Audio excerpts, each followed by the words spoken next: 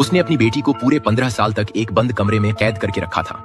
यहाँ तक कि जब वह हर दिन अपनी बेटी को खाना देने जाता तो भी वह काफी दूरी बनाए रखता और उससे कोई संपर्क नहीं करता था। असल में उसकी बेटी बचपन से ही हवा से एलर्जिक थी। वह केवल फिल्टर की गई हवा में ही सांस ले सकती थी। सबको लगता था कि वह लड़की अपनी पूरी जिंदगी उसी कमरे में बिताएगी। किसे पता था कि एक भूकंप उनकी किस्मत को पूरी तरह बदल देगा। अचानक पीला गैस सीवर से निकलकर सड़कों पर फैल गया। जो भी अनजाने में उस गैस को सांस में लेता उसकी जान चली जाती। जैक, जो उस समय सड़क पर था, उसे बिल्कुल अंदाजा नहीं था कि क्या हो रहा है। तभी उसने देखा कि उससे भी बड़ा गैस का रेला उसकी ओर बढ़ रहा है। जैक को तुरंत कुछ गड़बड़ महसूस हुई और वह तेजी से घर की ओर भागा। घर पहुंचते ही जैक ने तुरंत अपनी पत्नी को खिड़की से हटा दिया।